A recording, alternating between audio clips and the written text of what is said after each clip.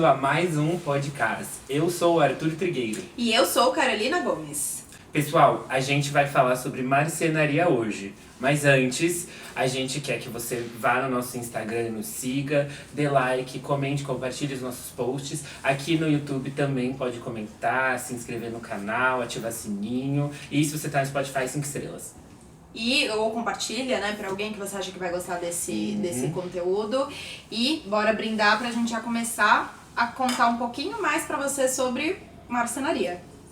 Gente, aqui no caso a gente usa muito marcenaria nos nossos projetos, mas antes de começar a gravação eu descobri que tem gente que não sabe muito bem diferenciar marcenaria de mobiliário. A Carol que tava me explicando, então Carol, explica pro pessoal qual que é a diferença de marcenaria. Aliás, o que é marcenaria? Sim. Você falou sobre a diferença, era justamente isso que eu ia falar, que eu acho super legal explicar a diferença entre marcenaria e móveis, né? O que são móveis e o que é marcenaria, porque às vezes você pode comprar um armário pronto, uma cômoda, e isso é um móvel, não uma marcenaria. Então, móvel é tudo aquilo que você vai numa loja e consegue comprar pronto, que não é feito especialmente ou personalizado para você. É algo que você vai na loja, você escolhe alguma modulação, né, que atenda melhor você, ou uma acabamento, e você teoricamente sai daquele lugar com aquela peça pronta, né? Pode ser uma cômoda, pode ser um armário, pode ser um sofá, pode ser uma poltrona, isso são móveis, tá?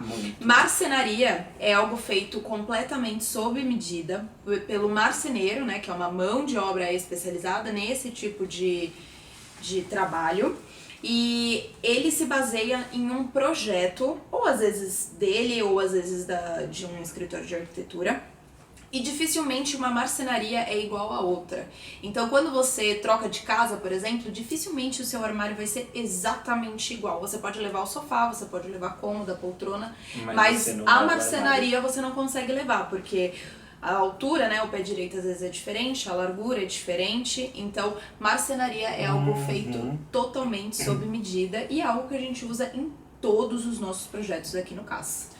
Isso é verdade. Aqui no caso a gente se apoia muito na marcenaria, porque a gente sempre fala que o que a gente mais tem como objetivo nos nossos projetos é atender especificamente o desejo do cliente. E a marcenaria é mão na roda, é parceiro número 1 para isso, porque a gente consegue soltar a nossa criatividade, a gente não depende realmente dos mobiliários prontos, a gente consegue desenhar perfeitamente pra cada pessoa, né?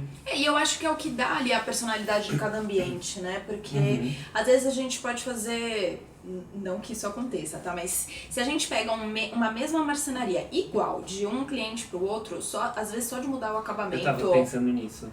Eu ia falar isso. Só de mudar o acabamento, mudar, por exemplo, puxadores, locais onde você coloca perfil de LED, porque você também consegue colocar iluminação. Ai, gente, a iluminação, marcenaria. se você acompanha o nosso Instagram, você já viu que a gente não deixa de colocar um perfilzinho de LED. Na marcenaria. Então, só às vezes de trocar esses pequenos detalhes fazem com que uma marcenaria seja completamente diferente da outra. É verdade. Porque também sempre tem umas questões que a marcenaria abre muito leque, né? Então, por exemplo, você pega um cliente super alto, você pode colocar o puxador do armário dele a, sei lá, 1,20 m. Um cliente mais baixo, você coloca 90 centímetros. E essa diferença de 30 centímetros na altura do puxador pode mudar tudo no dia a dia de qualquer pessoa. Às vezes, né, o tipo do puxador. Porque o tipo do puxador. Quando você fala em marcenaria, você tá falando de, vamos dizer assim, coisas de madeira, né? Então, se for outro acabamento, já deixa de ser marcenaria. Não significa que só tem um tipo de madeira, né? A gente tem vários. Então, a gente tem desde o MDP, que é aquele bem compensado que você coloca dentro, normalmente, né? Você coloca dentro dos armários pra baratear. Você tem o MDF, que é aquele que tem o acabamento melhor, que ele não é tão prensado, que ele tem um custo-benefício bom.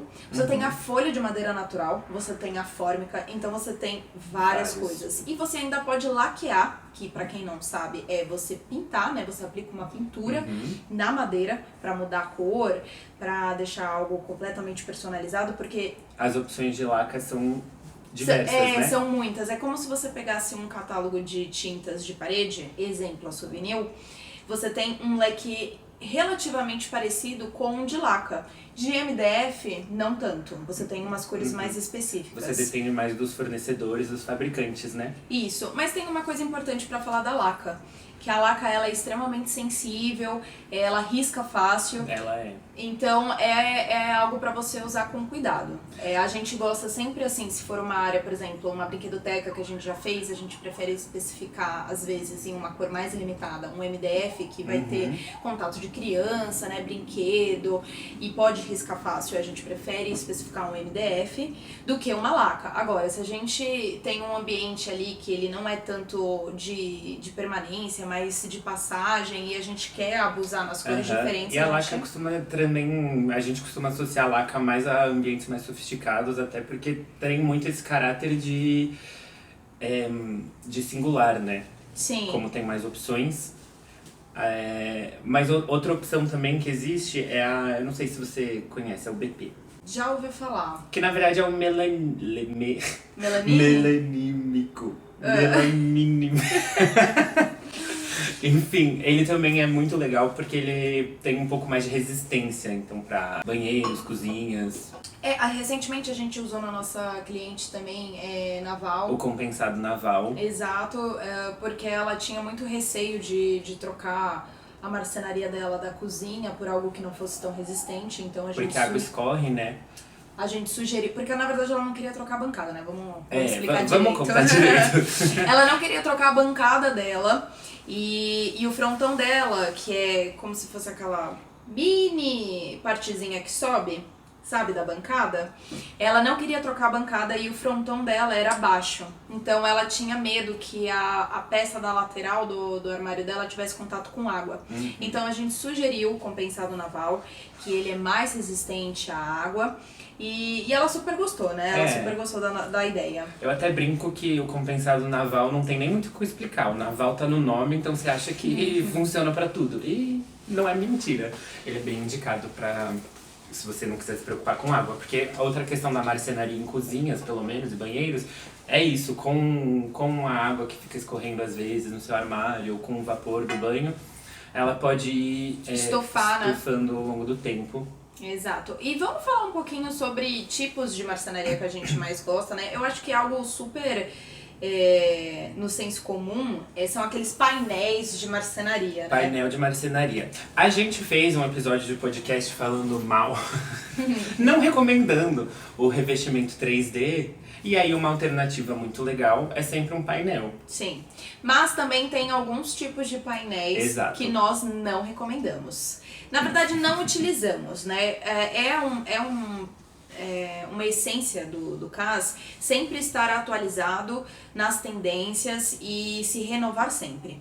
Então, um bom exemplo são os painéis ripados tradicionais, né? Aquele que de uns anos pra cá a gente não parou de ver, especialmente em padarias novas. Brincadeira, em vários lugares. Em vários lugares se tornou algo super comum. A gente não acha feio, a gente só acha que que ele foi tão... saturou, né? Todo mundo usa tanto que a gente prefere usar outras soluções. E eu até tava reparando nos nossos projetos que a gente não tem. A gente não usa. Mas antes do caso, eu confesso, eu já usei painel ripado. Não, eu também já usei, mas eu acho que é isso. E eu ainda gosto, tá? Não, a gente gosta, a gente só acha que talvez uns 3 anos pra frente fique... como o revestimento 3D, que a gente não recomenda. Então a gente já prefere sugerir novas ideias. Por exemplo, o painel Muxarabi, que algumas pessoas falam Muxarabi. Eu falo Muxarabi. Enfim, o que é o painel Muxarabi? É aquele painel que ele é meio quadriculado, assim. Qual que é a vantagem dele?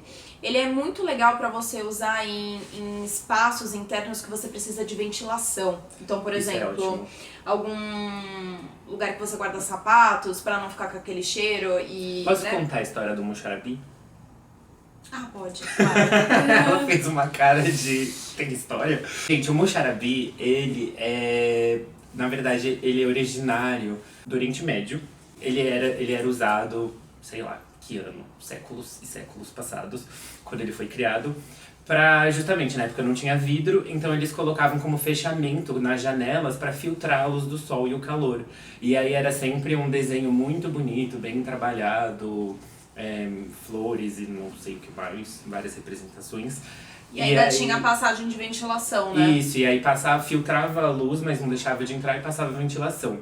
Quando chegou no Brasil, acho que foi na época do Moderno, século passado, veio numa versão quadriculada. Então são esses quadradinhos que a Carol tava falando, só que é muito legal porque tem isso de ser vazado. E aqui deu super certo. Sim, então, e a gente usa bastante, né? Tanto em áreas que precisam de ventilação, de roupas e etc. Mas também, por exemplo, um rack que você precisa colocar seus equipamentos de home, você precisa acessar com controle, né? Infravermelho, enfim, essas coisas, ele funciona super bem. Esse é um tipo de painel que a gente coloca como o fechamento, né, de portas, ou mesmo como painel, que a gente super recomenda, no lugar dos ripadinhos, ou até mesmo mudar um pouco as ripas, né, a dimensão da ripa e do espaço, para trazer um pouco mais de modernidade e de personalidade para esses painéis. Isso. E sobre o Moncharabê especificamente, às vezes até no forro também fica super legal. Ai, fica uma graça. Mas um painel legal também é o liso. O painel liso com friso em algumas dimensões por causa do tamanho das placas de MDF também fica super bacana. Sim, nesse caso a gente recomenda mais folha natural, né, por causa das catedrais, das madeiras, fica mais bonito. Porque se não for natural, provavelmente vai dar muito uma impressão de artificial. Exato. Ah, a gente também falou isso no vídeo que a gente não recomenda. Meu Deus, isso é a parte 2. Eu acho legal também a gente falar um pouco sobre puxadores, né, que tem tudo a ver com marcenaria, né, com armários, enfim. A gente tem ali os nossos queridinhos, né? Tem os nossos queridinhos. Gente, eu não consigo parar de ficar colocando puxador tipo cava. Ou aquele que é totalmente, que é como se fosse vazado mesmo, né? Em quartos infantis a gente coloca bastante, que é literalmente um círculo, um quadrado que ele é vazio. Você põe lá seus dedos por dentro e puxa. A gente gosta também do puxador transpasse, que é aquele que fica normalmente, né, em armários superiores, que na verdade a porta ela só vai um pouquinho mais pra baixo e você consegue acessar. Então, ele não tem puxador, fica aquele aspecto completamente liso. E esse aí é um que eu tô percebendo que tá virando bem tendência agora, esse ano.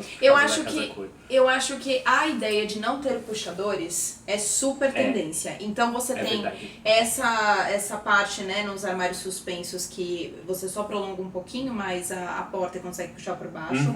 Quando é armário baixo, você consegue puxar por cima. E aí se você tem, por exemplo, um aparador, isso já é legal porque cria um efeito de bandeja, se você for fazer um bar, né? E o fecho-toque também, caso seja um armário inteiro, que é apenas você aperta, clique, né? E ele abre. O problema do fecho-toque é que normalmente, ao longo do tempo, a peça que faz esse efeito do clique vai perdendo a força dela. Então, aos poucos, o seu armário vai começar a ficar sempre aberto. Então, a gente recomenda para armários que não são utilizados todo dia. Então, uma rouparia ou uma coisa mais alta. Exato. Normalmente, são armários que não têm um uso constante. Senão, a gente normalmente indica outro tipo de uso, né? Uma vez, eu fiz um projeto antes do caso, que foi muito legal, porque era uma residência para um casal idoso e eles já estavam falando, a gente sabe que quando a casa ficar pronta, a gente já vai ter mais idade e essa vai ser a casa das nossas vidas, então vamos fazer direito. E aí uma das considerações que a gente fez foi que ao longo dos armários, porque eles tinham bastante closet, a gente fez os puxadores horizontais numa altura dentro da norma para barra de apoio, então eles conseguiriam não só abrir o armário, como se apoiar para ir andando em casa, para não ficar dentro de casa dependendo muito de bengala. Ai, que legal! Aí a gente fez esse efeito em todo o corredor e deu certo. Eu acho que uma coisa legal também de comentar é que a marcenaria ela é extremamente importante em questão de custo também de obra. É verdade. Né? É uma das partes mais importantes da obra. Então, não apenas a civil, né, que a gente comentou, se eu não me engano, num vídeo passado. A gente comentou no vídeo, acho que era no segundo ou no terceiro episódio. Gente, era um episódio sobre projeto sem obra. Ah, sim, é verdade. A gente comentou que a civil é muito importante. E a marcenaria também, porque como acredito que quase todos os escritórios de arquitetura dão preferência para a marcenaria por ser algo personalizado aqui no Brasil, né? Lá fora a realidade já é um pouco diferente, mas aqui no Brasil a gente dá muita preferência a esse tipo de solução. A gente tem que levar em consideração que também é um valor muito grande da obra, né? Afinal, estamos falando de madeira. Normalmente realmente é um dos itens mais caros na execução do projeto. Mas é isso que a gente sempre fala, a gente recomenda muito a marcenaria, porque a marcenaria é uma coisa que dá trabalho na instalação, se é uma parede inteira, se é um armário, mesmo se é uma coisa menor, é uma instalação mais chata, demora alguns dias, faz um barulho. Não costuma fazer muita bagunça, mas pode fazer dependendo do tamanho. Então, se você está se mudando e tem que controlar um pouco seus gastos, eu pelo menos recomendaria que você começasse pela marcenaria, dessa prioridade, porque os móveis você pode ir comprando depois, ao longo do tempo vai mudando, é uma coisa mais fácil de trocar, a decoração também, mas a parte de civil e a parte de marcenaria são bem fixas. Exato, exatamente. E são, vamos dizer assim, são sujas, né, que a gente fala, obra suja, que é aquilo que suja mesmo o ambiente. Se você compra um sofá, você chega, instala ele, ponto final, acabou. Agora a marcenaria não, às vezes você tem que ter um retoque ali de marcenaria, né, civil também. Então são as partes mais caras, mas também as que, na nossa opinião, tem que ser prioritárias. E vai deixar o projeto à sua cara, vai valorizar o seu espaço e é o que você mais vai olhar e pensar, nossa, isso valeu a pena. Exato. E é sobre isso. Então, espero que vocês tenham gostado, comentem aqui o que vocês acham e a gente espera vocês na próxima. Até a próxima!